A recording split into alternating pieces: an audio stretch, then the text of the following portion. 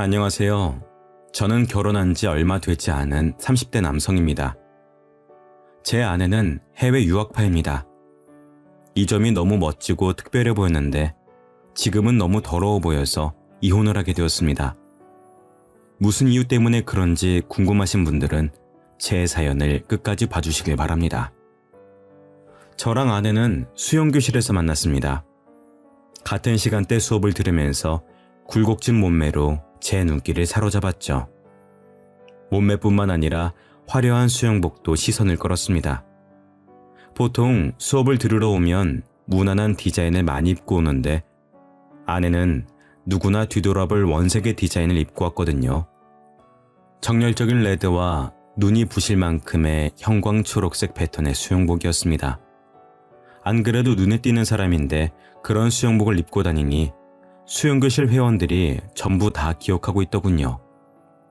아내가 수업을 빠지는 날이면 그분은 안 온 거냐고 서로 물었습니다. 저도 그래서 아내를 주의주시하고 있는데 해외 유학파라 인상착의가 화려하고 말투가 특이하다는 소문이 돌았습니다. 게다가 제가 너무 가고 싶었던 하와이에서 대학을 다니며 20대를 보냈다고 하는 거 있죠? 최근 한국으로 돌아와 영어학원 강사로 일하고 있다고 합니다. 그 말을 듣는 순간 하와이 대학을 다녔다고 하는데 왜 수영을 배우는 걸까 싶더라고요. 하와이라면 어딜 가든 바다가 보이니 헤엄을 당연히 쳤을 것 같았습니다. 제주도 사는 사람은 어딜 가든 귤이 보여서 귤을 자주 먹듯이 하와이 사람들도 왠지 그럴 것 같았거든요. 제가 그 생각을 하고 있다가 아내를 보자마자 슬그머니 말을 걸어보았습니다. 안녕하세요. 저 같이 수영 수업 듣는 사람인데 혹시 저 알고 계신가요? 다름이 아니라 궁금한 게 있어서 하와이에서 오신 걸로 알고 있는데 수영을 배우고 있는 게 신기해서요. 혹시 무슨 이유가 있나요? 제가 원래 수영을 잘했는데 물에 빠진 뒤로 헤엄을 못 치겠더라고요. 너무 무서워서 몸이 안 움직여져서 수영장에서는 잘 될까 수업 받아보고 있어요. 그런데 잘 안 되네요. 킥판 없으면 아직 수영하기가 힘이 들어요. 아내가 이렇게 말하길래 땡 잡았다고 생각했습니다. 그래서 수업 끝나고 같이 수영하면서 연습을 하자고 했죠. 안 그래도 물이 무서워서 진도가 안 나간다는 핑계를 대고 아내와 약속을 잡았습니다. 사실 저는 수영을 아주 잘했습니다. 중급반에 있다가 초급반으로 내려온 건데 그 이유가 아줌마들 때문이었거든요. 텃세가 어찌나 심한지 절 구석으로 내모는 것도 모자라 틈만 나면 모여서 제 뒷담을 하였습니다. 그게 너무 불편해서 초급반으로 내려달라고 했죠. 집 근처 수영장이 여기밖에 없어서 열불이 났었는데 처음으로 아주머니들의 텃세가 감사히 여겨졌습니다. 예쁘고 몸매 좋은 것도 모자라 하와이 유학까지 다녀온 똑똑한 여자를 만나게 되었으니까요. 정말 제 이상형이었습니다. 해외 유학을 다녀온 영어 잘하는 여자에게 환상이 좀 있었거든요. 저는 해외 한번 다녀와 본 적이 없어서 자유롭고 개방적인 외국 문화가 부러웠습니다. 워킹 홀리데이나 해외 유학 다녀온 여자들을 조심하라는 어른들의 말이 있긴 했지만 자격지심이라고 생각했습니다. 자기가 갈 수 없는 곳을 여자가 다녀오니 괜히 시샘하는 것 같았는데요. 시샘할 시간에 저처럼 똑똑한 여자를 꼬셔야죠. 저는 망설이지 않고 아내와 수영하는 데 온갖 시간을 다 썼습니다. 아내와 친해졌다고 느껴졌을 때 밖에서 식사하자고 제안해 보았죠. 지연씨, 혹시 오늘 시간 되시나요? 여기 맛집 알게 돼서 가볼까 하는데 지연씨도 같이 가요. 제가 이렇게 말하기 무섭게 지연씨의 뒤에서 누군가 걸어오고 있었습니다. 키는 190 정도에 어깨는 거짓말 안 치고 제 팔 길이만 했습니다. 근육도 우락부락한 것도 모자라 보이는 흑인이었죠. 우리 동네에서 외국인을 보기 힘들어서 신기한 것도 신기한 건데 그렇게 큰 사람은 처음 봐서 눈을 떼기가 힘들었습니다. 게다가 아내한테 다가가서 뭐라 이야기하더니 아내를 데려가 버리더라고요. 저는 영어도 못했고 덩치가 큰 외국인에게 기가 죽어서 아무 말도 못했습니다. 설마 남자친구일까 싶어서 아내가 다시 오길 기다렸죠. 아내에게 남친이 있다는 말을 들으면 그날 바로 끊어놓았던 수영 강습비를 환불하려고 했습니다. 남친이 있냐는 질문부터 하는 거였는데 너무 창피하더군요. 제가 쪼그려 앉아 애초롭게 기다리고 있으니 아내가 멀리서 저를 보고 다가왔습니다. 어머, 동구씨, 지금까지 기다리고 계신 거예요? 오래 기다리셨죠? 아까 뭐라 하신 거예요? 맛집 같이 가자고 하신 것 같은데. 그게 같이 식사하려고 했는데 남자친구 있으시면 실례인 것 같아서요. 혹시 아까 그분 남자친구분이실까요? 네? 그런 거 아니에요. 그냥 친구인데 오늘 잠깐 제 얼굴 보고 간다고 했거든요. 갑자기 미국으로 간다고 하길래 잘 다녀오라는 말만 했어요. 저는 또 남자친구분인 줄 알고 강습비 환불할 뻔했어요. 고백도 못하고 차인 기분이라. 그럼 식사 같이 하실까요? 저 지연 씨랑 밥 먹으려고 기다리고 있었는데. 네, 당연하죠. 못 파는 데예요? 동구 씨는 가본 곳이에요? 이렇게 아내와 식사 자리를 갖고 급격하게 친해지게 되었습니다. 간단하게 국수를 먹고 2차로 삼겹살에 소주를 먹으러 갔거든요. 역시 술이 들어가니 창피해서 못했던 말들이 우수수 나왔습니다. 첫눈에 반했다느니, 해외 유학 다녀온 여자가 이상형이라느니 술에 취해 별별 소리를 다 했죠. 저희 아내는 술이 어찌나 센지 제가 취해서 필름이 끊길 때까지 멀쩡했습니다. 정신을 차려보니 눈앞에 낯선 천장이 보이더군요.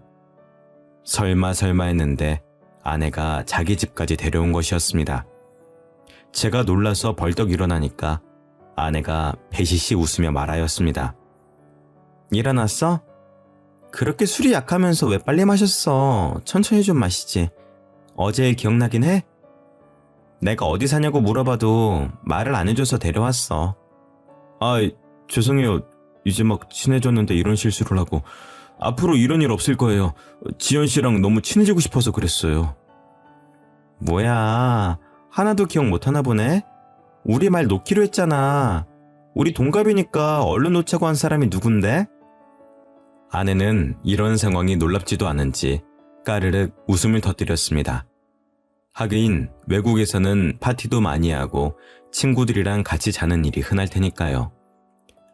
여유로워 보이는 아내의 모습에 저는 또 마음이 갔습니다. 제가 못 해본 경험을 아내는 많이 해봤을 것 같더라고요. 아내가 해장해야 한다며 유학 갔을 때 많이 해먹었다는 라자냐도 만들어 주었습니다. 라자냐라는 음식을 처음 먹어봤는데 좀 느끼하긴 해도 해장이 되는 기분이었죠. 아마 아내가 해준 음식이고 아내랑 같이 있어서인 것 같았습니다. 그 뒤로 아내가 라자냐를 해주는 일이 많아졌습니다. 수영 강습이 끝나면 따로 만나서 수영을 잠깐 하고 술을 마시러 갔으니까요.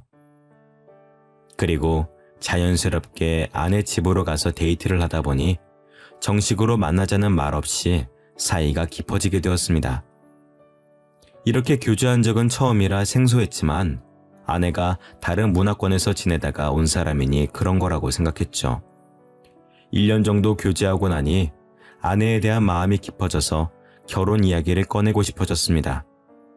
아내도 결혼 생각이 아예 없는 건 아닌 것 같더라고요. 제가 독신주의냐고 물었을 때 아니라고 했으니 프로포즈를 준비했습니다. 근사한 레스토랑을 예약하고 유명 브랜드 반지를 구매했는데요. 아내에게 레스토랑 주소를 알려주고 제가 먼저 가서 기다리고 있으니 심장이 터질 듯 뛰었습니다. 아내가 거절하면 어쩌나 걱정되는 마음으로 약속 시간을 기다렸죠. 그런데 아내는 제가 보낸 레스토랑을 확인하지 않았는지 평소처럼 편안한 옷차림이었습니다. 다른 손님들은 다 캐주얼한 정장을 입고 있는데 아내만 티셔츠에 청바지를 입고 있더라고요.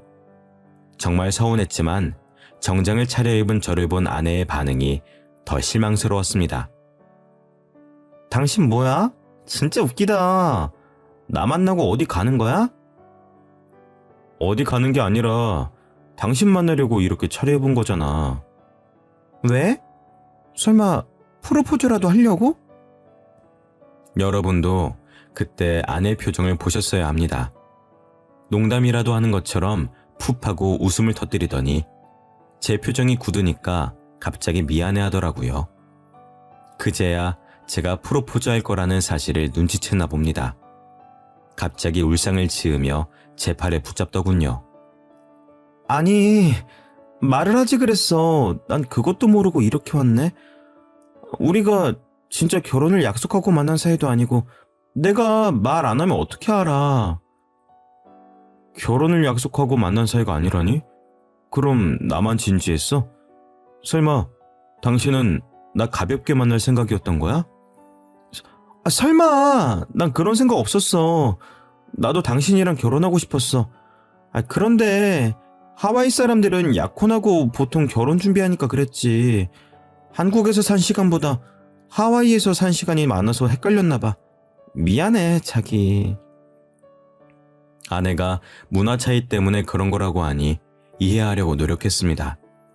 저도 더 이상 서운해하지 않고 준비한 대로 반지를 건네주었죠. 결혼하자는 프로포즈를 하니 아내가 바로 받아들이며 정말 고맙다고 해주었습니다. 고민도 않고 바로 결혼하자고 하니 정말 아내다운 결정이었는데요. 저희 결혼 준비 과정도 시원시원했습니다. 굳이 돈 많이 쓸 필요 없다고 작은 결혼식에서 조촐하게 식을 올리기로 하였습니다. 화려한 결혼식은 아니었지만 아내는 굉장히 행복해하고 만족스러워 하더라고요. 이런 말하면 문매를 맞을 것 같아서 말 안 하려고 했지만 해야겠습니다. 한국 여자들이랑 다른 느낌이었거든요. 외국물을 먹어서 그런지 사치에 별 신경을 쓰지 않고 저와 함께 해주었습니다. 결혼 준비도 반반, 집도 반반.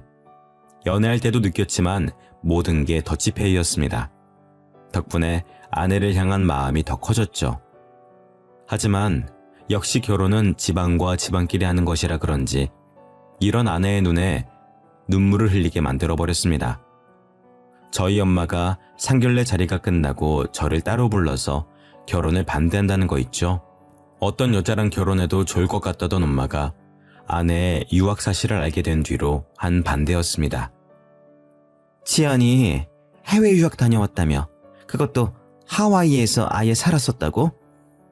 동구야, 이 결혼 다시 생각해봐야겠다. 왜 엄마, 유학 다녀온 게 뭐 어때서? 옆집 아들이 유학 다녀온 여자랑 결혼했다가 바람나서 이혼했다고 하더라. 그리고 유학 간 애들은 반문화에 너무 노출되어 있어. 걔 팔에 문신이 있던데 너무 노는 애 아니니? 요즘은 아무리 다들 문신한다고 하지만 유학 간 애가 문신이 있는 건 좀 그렇다. 엄마가 아무리 봐도 캥기는 부분이 있어서 그래. 엄마, 그건 다 편견이야. 하와이로 가서 공부만 하고 온 애한테 왜 그래? 나랑 사귀는 동안 남자 문제 한 번도 없었던 애야. 네가 그걸 어떻게 아니? 그리고 보통 공부하려고 뉴욕 같은 데 가지 않니? 하와이는 휴양지로 알고 있는데 거기로 공부하러 갔다니까 영 수상하더라. 처음에는 참 착하고 똑부러진 것 같다고 돈도 반반씩 하자고 해서 좋다고 할 때는 언제고 왜 이러는 건데. 내가 지연이 놓치면 좋은 여자 만날 수 있을 것 같아?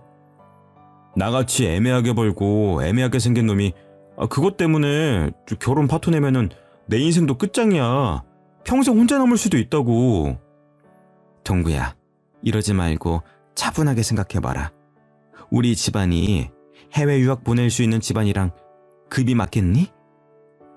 예전에도 이상한 것에 꽂히면 하루 온종일 그것만 이야기하더니 이번에는 아내의 유학 사실에 꽂힌 모양이었습니다. 엄마가 끝까지 아내와 결혼을 다시 생각해보라고 하길래 호적에서 파라고 했죠. 단지 하와이에서 공부하고 왔다는 이유 하나만으로 결혼을 반대하는 엄마가 이해가 되지 않았습니다. 진짜로 제가 그 뒤로 연락을 끊어버리니까 엄마가 하는 수 없이 결혼을 하라고 하더군요. 겨우 아내와 결혼에 꼴이 나게 되니 아내를 향한 마음이 더 애틋해졌습니다. 이런 사람과 평생을 함께하고 싶어 해서 그런지 아이도 금방 생겼죠. 신혼여행 때 딸아이가 생겨서 이름도 아내 이름과 비슷한 지유라고 지었습니다. 하지만 지유가 생기면서 큰 문제가 생겼습니다.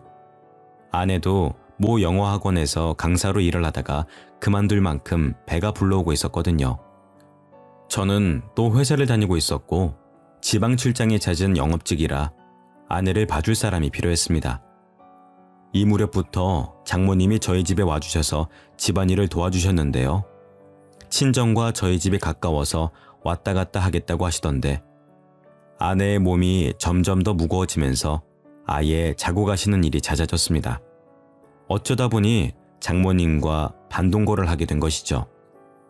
장모님이 처음에는 안 그러시더니 제가 편해지셨는지 잔소리가 많아지셨습니다. 제가 퇴근하고 방 안에 누워있는데 무턱대고 문을 열고 들어오시더라고요. 장서방, 도대체 언제까지 누워만 있으려고 그래? 퇴근하고 돌아왔으면 집안일 좀 하고 그래야지. 내가 언제까지 다 해줘야 하는지 모르겠다. 우리 딸애도 그래. 몸 무겁다고 집안일 할 생각이 전혀 없어 보여. 힘들다고 징징댈 거면 애가찌를 말아야지. 아잉. 장모님 죄송해요. 지금이라도 집안일 할게요. 뭐부터 하면 될까요? 제가 벌떡 일어나 청소기라도 돌리려고 움직이는데 장모님은 듣지도 않으셨습니다. 마음이 많이 상하셨는지 갑자기 아내가 있는 방 안으로 들어가 뭐라 말씀하고 있길래 귀를 기울였는데요. 처음에는 뭐라 하는지 하나도 안 들렸는데 장모님이 흥분하셨는지 목소리가 점점 커져서 또렷하게 들려왔습니다. 이럴 거면 왜 한국 왔니? 한국 남자는 좀 다를 것 같다고 와놓고 이게 뭔데? 엄마가 볼 때는 제이크가 100배 낫더라. 엄마 조용히 좀 해. 그러다가 남편이 들으면 어쩌려고 그래. 너무 안타까워서 그런다. 안타까워서. 응? 제이크가 나한테 얼마나 잘해줬는지 아니? 걔는 퇴근하고 와서 나 고생한다고 어깨 주물러주고 밥도 해주던 애야. 그런데 정서방 그놈은 도대체 뭐하는 애니? 다중아기를 해. 돈을 잘 벌어오기를 해. 이름도 없는 중소기업 다니는 놈한테 뭐하러 시집을 가서? 아휴. 엄마 그만해. 여기서 남편 회사 이야기는 왜 나와? 제이크는 명문대학 나와서 구글에서 일했잖아. 엄마 친구들도 구글이 어떤 곳인지는 안다. 삼성보다 큰 대기업 아니니 대기업? 걔 아직도 구글에서 일한다고 하지 않았니? 지금이라도 다시 만나볼 생각 없어? 없다니까 왜 그래? 제이크 그놈 착한 애 아니야. 아주 쓰레기라고. 쓰레기는 무슨. 아유, 네가 한국으로 온다고 하니까 걔가 실망해서 잠깐 한눈 판 거 아니야. 나라도 그러겠다. 그리고 네 뱃속에 있는 애기 정서방 애기 맞니? 제이크 애기면 어쩌려고 그래? 제이크가 흑인이라서 싫다고 할 때는 언제고 왜 자꾸 제이크 이야기 꺼내는데? 이제 제이크랑 끝났어. 우리 애는 남편에게 확실하니까 그만 좀 해. 장모님이 도대체 무슨 말씀을 하시는 걸까요? 아내 뱃속에 있는 아기가 제 아기가 아닐 수도 있다는 말에 심장이 빠르게 뛰기 시작했습니다. 때마침 아내도 발소리를 내며 나오려고 하길래 모르는 척 청소기를 붙잡았죠. 제가 청소를 하는 척 연기를 하는데 아내가 눈물을 흘렸습니다. 왜 우냐고 물어봐도 이야기를 안 해주더라고요. 저는 아내의 전 남자친구가 흑인이어도 괜찮았습니다. 저도 예전에 사귄 여자친구가 없는 것도 아니고 누구나 옛 연인은 있는 거니까요. 아내 뱃속에 있는 아기가 제 아이면 되는 것이었습니다. 그러다 아내 배가 점점 불러오면서 입덧이 찾아오게 되었습니다. 아내가 먹덧을 하면서 히스테릭이 점점 심해지기 시작했죠. 뭐라도 안 먹으면 헛구역질이 나온다는 이유 하나만으로 집에 있는 모든 음식을 다 먹는 것도 모자라 생활비를 거덜냈습니다. 장을 봐서 오는 것도 아니고 핸드폰으로 주문해서 과자와 아이스크림, 인스턴트 음식으로 배를 채웠죠. 제가 좀 먹으려고 살펴보면 아내가 다 먹고 없었죠. 식비를 좀 줄이자고 눈치를 주거나 한 입만 달라고 하면 아내의 눈빛이 확 달라졌습니다. 나 먹덧 하는 거 알고 있잖아. 내가 먹는 게 그렇게 아까워? 임신해서 이러는 거 아니까 조금만 참아주면 안 돼? 나도 이러기 싫어. 안 그래도 살이 너무 쪄서 우울하단 말이야. 아내의 말대로 아내는 임신 전부터 20kg 가까이 더 쪄 있었습니다.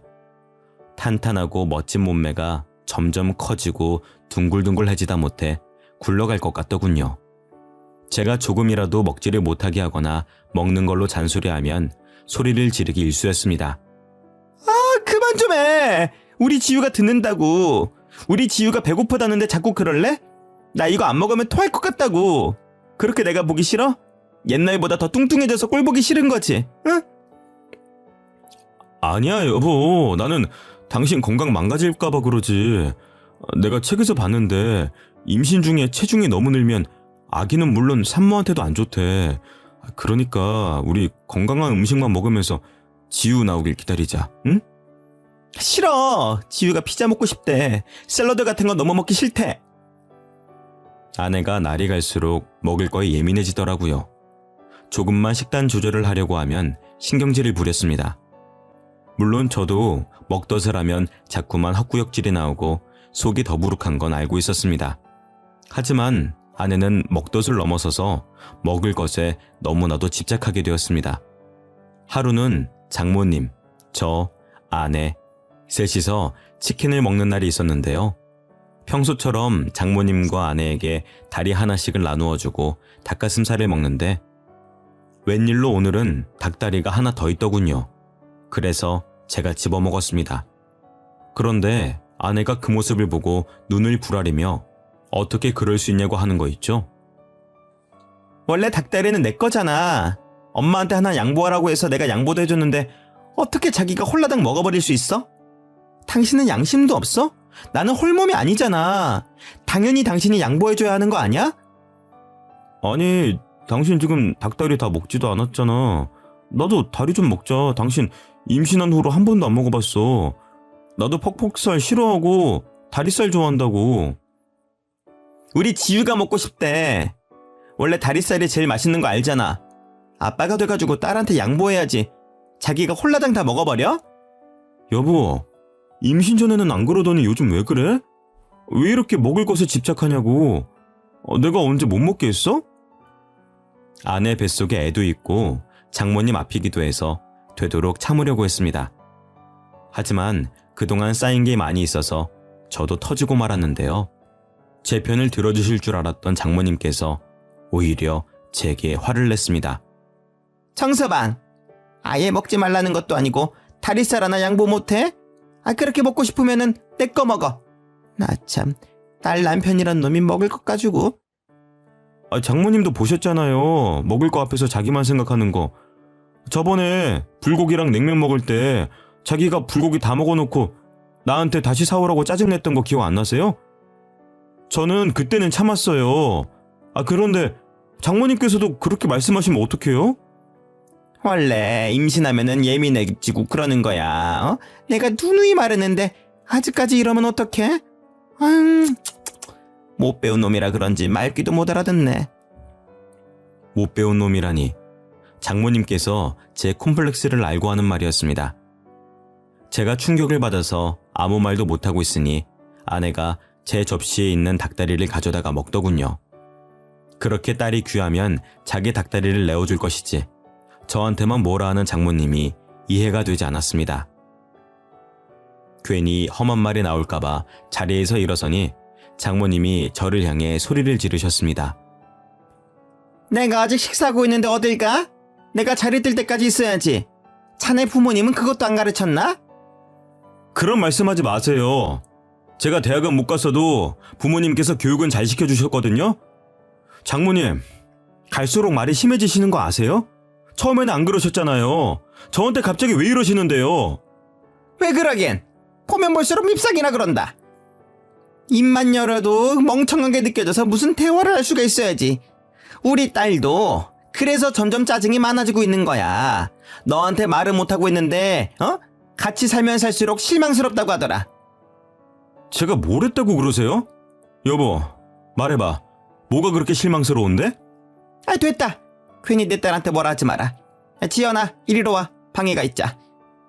제가 아내에게 이유를 캐물으려고 하니까 장모님이 아내를 데리고 가버리더라고요. 이때부터 확실하게 아내와 사이가 멀어지고 있다고 느꼈습니다. 아내와 장모님이 같이 있는 시간이 늘어나면 늘어날수록 아내가 제게 적대적으로 변하더군요. 진짜로 아내 뱃속에 있는 아기가 제 아기가 아닌 걸까요? 어쩌면 제이크라는 흑인 남자의 아기일 것 같아서 불길한 예감이 들었습니다. 그래서 아내도 날이 갈수록 예민해져서 예전 같지 않은 걸까 싶었습니다. 뱃속에 있는 아기가 남의 아기라고 물을 수도 없고 아내와의 관계 때문에 정말 고민이 많았습니다. 무턱대고 직구를 날렸다가 아내와 이혼하게 되면 정말 끔찍할 것 같았죠. 그만큼 아내를 사랑했습니다. 아내가 솔직하게 털어놓아 준다면 이혼할 생각도 없었습니다. 아내를 정말 사랑하지만 내가 흑인 아기를 잘 키울 수 있을까? 아내가 어디서부터 날 속인 걸까 생각하면 생각할수록 괴로워져서 잠을 못 잤습니다. 덕분에 회사에서도 집중이 안 돼서 여러 번 혼났을 정도였으니까요. 이제는 아내에게 진실을 알아내서 사과를 받아내든 오해를 풀든 해야 할 것 같았습니다. 그래서 그날 바로 퇴근하는 길에 아내가 좋아하는 회와 무알코올 맥주를 사갔습니다. 연애할 때부터 회랑 소주를 좋아했으니까요. 임신한 몸이라 소주는 못 먹지만 무알코올 맥주는 괜찮을 거라고 생각했습니다. 이거면 아내와 함께 서로의 속마음을 허심탄회하게 털어놓을 수 있을 것 같았죠. 그런데 제가 집으로 들어가니 장모님께서 저를 반기시기는커녕 바로 봉투 안을 보더군요. 회와 맥주를 사간 봉투를 보자마자 장모님이 저를 노려보셨습니다. 정서방, 이게 뭐야? 응? 설마 혼자 먹으려고 사온 거야? 우리 딸이 먹고 싶어도 못 먹고 있는데 이걸 사오면 어떡해? 혼자 먹으려고 사온 게 아니고 지연이랑 같이 먹으려고 사왔어요. 이거 진짜 술 아니고 가짜 술이에요. 무알코올이라 임산부도 먹을 수 있대요. 세상에, 그런 술이 어딨어? 알코올 조금이라도 들어가면 임산부 큰일 나는 거 몰라? 남편이라는 작자가 이렇게 생각이 없으니까 우리 지연이 몸이 아프지? 지연이 몸이 아파요? 어디가 아픈데요? 자네가 알 필요 없네. 알 자격도 없으니까 썩 꺼져. 네? 장모님 도대체 왜 이러시는데요? 아내는 멀찍이 서서 제가 집에서 쫓겨나는 것만 지켜봤습니다. 출산일이 다가오고 있는데 몸이 아프다니 저는 걱정이 돼서 어디 안 가고 기다리고 있었죠. 오랫동안 서 있다가 다리가 아파서 바로 문 옆에 있는 비상구 쪽에 앉아 있었는데 문 열리는 소리가 들렸습니다. 장모님께서 머리를 빼꼼 내미시고 복도 쪽을 바라보시더니 뒤에다 대고 없다고 하시더군요. 드디어 장모님과 아내가 이러는 이유를 알게 될 것 같아서 인기척을 내지 않고 더 구석으로 가서 숨어 있었습니다. 아내는 장모님과 함께 나오더니 엘리베이터 버튼을 눌렀습니다. 그러면서 충격적인 말들을 꺼내기 시작했습니다. 이러다가 걸리면 어떡해. 계단이라도 굴러야 하나? 엄마, 아는 병원 없어? 진짜로 애 지워주는 병원 없는 거야? 몰래 애 지우고 와서 네가 스트레스 줘서 유산됐다고 하면 됐잖아. 예, 몸 상하게 무슨 애를 지워.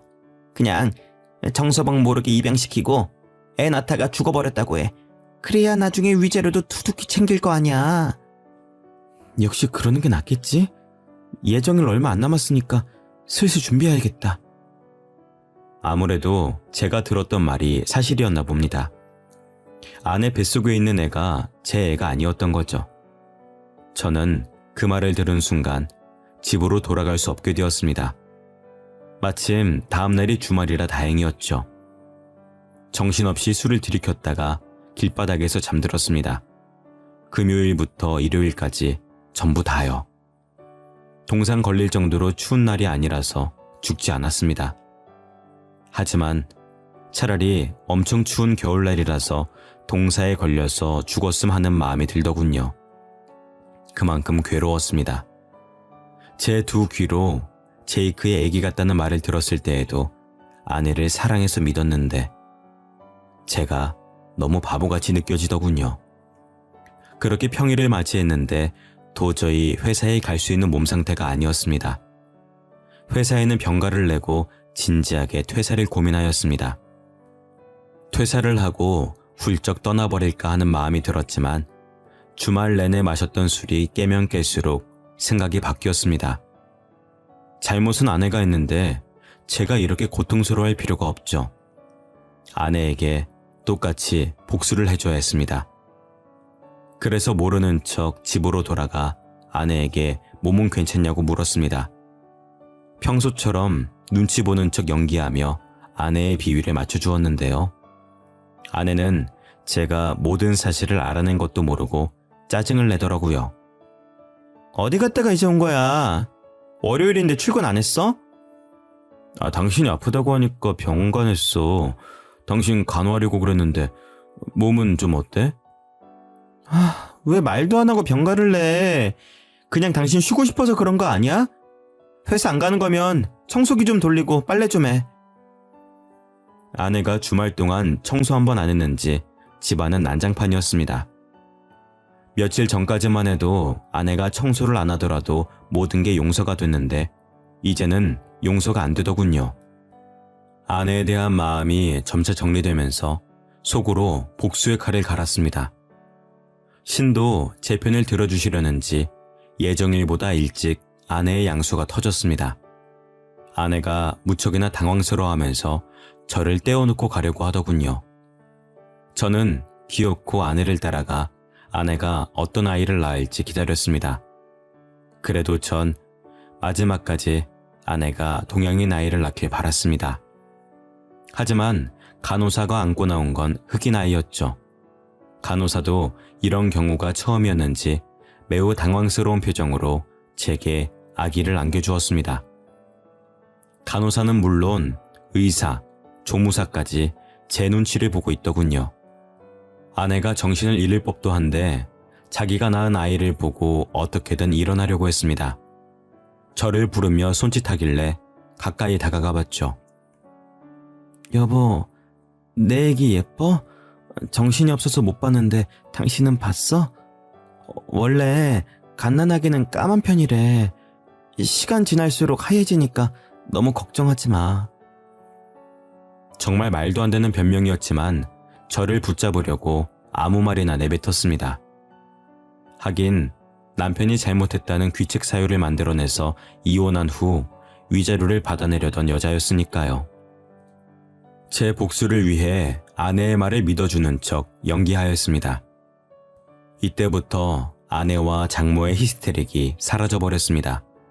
그동안 위자료를 위해 연기를 했던 거죠. 그 대신 아내와 장모가 저 몰래 모여서 귓속말을 하는 것을 들었습니다. 조리원에서 몸조리만 하면 되니까 저보고 집에 가라고 해놓고 둘이서 무슨 꿍꿍이를 꾸미고 있더라고요. 아이고, 이걸 어쩌면 좋냐? 제이크 애기인 거 다 들켜버린 것 같은데 이러다 위자료 받는 게 아니라 이혼당하고 위자료까지 내줘야 하는 거 아니야? 아니야. 지금까지 별말 없는 거 보니까 내 말 믿어주는 것 같아. 지금이라도 지유 입양 보내자. 내가 갑자기 아파서 병원에서 죽었다고 할게. 내가 어떻게든 정서방 못 오게 막을 테니까 네가 어떻게든 입양 절차 밟아놔라. 그리고 너 제이크 그 흑인 놈 만나기만 해봐. 정서방한테 제이크 만나다 걸리면 네 인생 아주 끝장날기 뻔하니까. 안 만난다니까. 제이크 미국으로 갔어. 아내는 장모에게 이리 말해놓고 막상 장모가 입양 절차를 알아보겠다고 가버리니 급하게 짐을 싸고 있었습니다. 누군가와 약속이라도 있는 듯 핸드폰을 보며 걸어가더니 집이 아니라 조리원 근처 카페에서 누군가를 만나러 가더군요. 제가 수영장에서 본 그 흑인을 보러 간 것이었습니다. 그 흑인이 바로 제이크였던 거죠. 영어로 대화를 나누어서 알아들을 수 없었지만 아내가 너무 기뻐하며 한국어로 이야기해 주어서 무슨 내용인지 알아차렸습니다. 정말? 네가 책임져 준다고? 그럼 우리 결혼하고 같이 사는 거야? 남편이랑 이혼만 하고 오면 되는 거지? 응? 아내가 제이크에게 안기며 뽀뽀를 하고 온갖 애정 표현을 다 하더군요. 정말 눈뜨고 볼 수 없었지만 아내의 모든 걸 알아내기 위해 참아냈습니다. 집으로 돌아온 아내는 임신을 핑계대며 집안일을 다 시키거나 자신의 짜증을 안 받아주면 나쁜 놈 만드는 데에 그치지 않았습니다. 저를 더 나쁜 놈 만드는 데 급급해진 거죠. 충격적인 일은 밤에 일어났습니다. 침대에 나란히 누워서 잠든 척 눈을 감고 있었는데 아내가 슬그머니 일어나더군요. 그리고 제 폰을 들고 무언가 흔적을 남겨두고 있었습니다. 몇 분 뒤에 화장실 가는 척 일어나서 그 핸드폰을 들고 나와봤죠. 모르는 사람의 번호를 저장해놓고 다른 여자와 바람을 피는 것처럼 대화 내용을 꾸며놓고 있었습니다. 저랑 이혼하려고 전화번호까지 새로 만든 것 같더라고요. 당연히 그 대화 내역을 다 지워놓으니까 새로운 사건이 터졌습니다. 며칠 뒤에 제가 회사에 가려고 집 앞으로 나오니 처음 보는 여자가 갑자기 제게 핸드폰을 내밀었는데요. 저기 혹시 여자친구 있으신가요? 마음에 들어서 그런데 연락처 주실 수 있으실까요? 옷차림도 야시시한 게 왠지 모르게 화류계 여성인 것 같더라고요. 도대체 어디서 이런 여자를 알고 부탁했는지 아내의 과거가 의심됐습니다. 해외 유학 사실을 알고 결혼을 반대했던 부모님 말을 믿는 거였는데 후회가 돼서 불쾌한 표정을 지은 채 여성분의 고백을 거절했죠. 결혼했습니다. 와이프 있으니까 다른 분 알아보세요. 잠깐만요. 그냥 친구로 지낼 수도 있는 거잖아요. 한 번만 알려주세요. 제가 왜요? 따라오지 마세요. 경찰 부를 겁니다. 뭐 이딴 게 다 있어? 번호 주는 게 그렇게 어려워요? 여자가 끝까지 따라오길래 겨우 떼어놓고 차에 올라탔습니다. 여자가 번호를 따는 것도 드문 일인데 이렇게 집요하게 따라오다니 의심이 들 수밖에 없더군요. 아내가 사람을 쓴 것 같아서 차를 다른 데에 대고 기다려보았습니다. 진짜로 아내가 밖으로 나오더니 여자에게 돈을 쥐어주었는데요. 그 모습을 핸드폰으로 모두 다 촬영해 놓았습니다.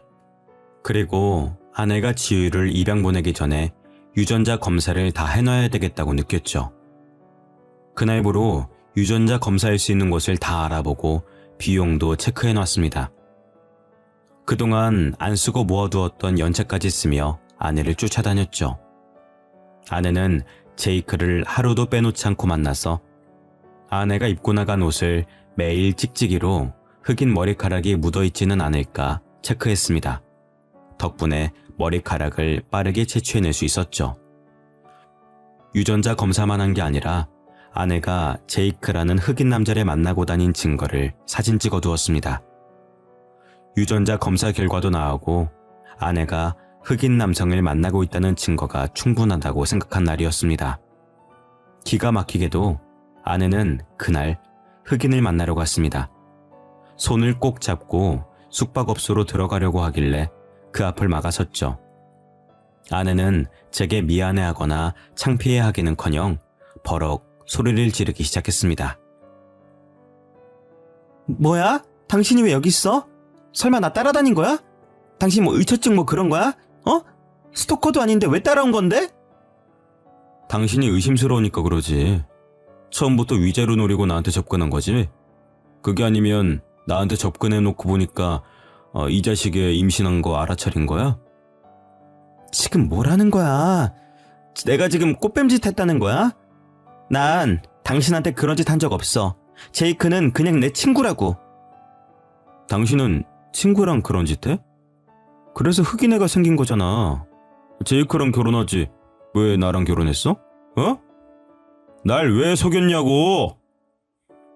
그동안 참아온 분노와 배신감에 소리를 질러대니까 아내가 놀라더군요. 하긴 아내 앞에서 이렇게 화를 낸 건 처음이었습니다. 아내를 사랑하는 마음에 늘 인내심으로 견뎌왔으니까요.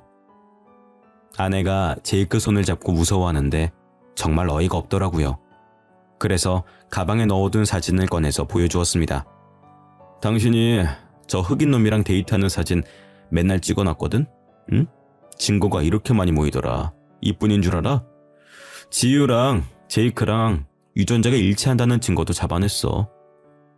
유전자 서류 복사본을 아내 얼굴에 집어 던지니까 그제야 아내가 부들부들 떨더군요. 그러다 닭똥 같은 눈물을 뚝뚝 흘리며 불쌍한 척을 하였습니다. 여보, 나는 그러려고 그런 게 아니라 내가 이 자식한테 당한 거야. 억지로 당해서 임신하게 된 거라고. 내가 사랑하는 건 제이크가 아니라 당신이야. 내가 그 말을 믿을 것 같아?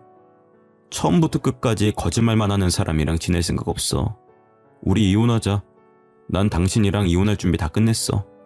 아니야. 내 말 좀 믿어달라니까? 난 피해자야. 아내가 끝까지 거짓말을 하길래 흑인이랑 잘 먹고 잘 살라고 버려두고 왔죠. 그 뒤로도 아내가 제 회사로 찾아와 제발 봐달라고 빌었지만 이혼 소송을 진행 중입니다. 위자료는 물론 사기죄 합의금까지 받아내서 떵떵거리며 살고 있네요. 빈털터리가 된 아내는 흑인 집에 얹혀 살려고 찾아간 것 같지만 연락이 끊긴 것 같았습니다. 다시 저를 찾아와서는 제발 자기랑 만나달라고 하더라고요. 자기야, 나 제이크한테 배신당했어. 지유 키워주겠다고 해놓고 미국으로 도망가 버렸다고. 그러니까 우리 다시 합치자. 응? 우리 지유는 어떻게 하려고 그래. 아빠 없이 키울 순 없잖아. 그래도 한때는 진짜 딸이라고 생각했으니까 당신이 아빠가 되어주면 안 돼? 나 어떻게든 나쁜 놈 만들려고 성질도 두고 집안일 다 시킬 때는 언제고 유산까지 못 가니까 이런 거 아냐. 너랑 장모가 하는 이야기 다 들었어. 그때 녹음이라도 하는 거였는데 말이야. 괜히 너 같은 걸 믿어가지고. 네 계획대로 유산이 되거나 몰래 애 입양시키는 일이 성사됐으면 어땠을까? 나는 평생 죄인으로 살았겠지. 안 그래? 내가 설마 그러겠어? 너무 답답한 마음에 그랬던 거야. 여보, 제발 내 말 좀 믿어줘. 아내가 이번에는 바지가랑이를 붙잡고 엉엉 울길래 힘껏 차버렸습니다. 와이프가 아스팔트 바닥에 넘어져서 우는데도 하나도 불쌍해 보이지 않더군요. 그래서 그 흑인 찾으러 미국으로 가라고 하고 저는 회사로 들어가 버렸습니다. 제가 퇴근할 때까지 회사 앞에 있길래 경찰에 신고하는 것도 잊지 않았죠. 아내가 회사나 부모님과 같이 살고 있는 집으로 찾아올 때마다 경찰에 신고를 해줬더니 다시는 찾아오지 않았습니다. 제가 콩깍지가 조금이라도 늦게 벗겨졌다면 어땠을까요? 자꾸만 끔찍한 생각이 들어서 이렇게나마 사연을 보내봅니다. 여러분들은 사랑한다고 저처럼 다 감싸고 이해하려고 하지 말고 짚고 넘어가셔야 되는 부분은 꼭 확인하고 넘어가시길 바랍니다. 지금까지 제 사연 들어주셔서 감사합니다.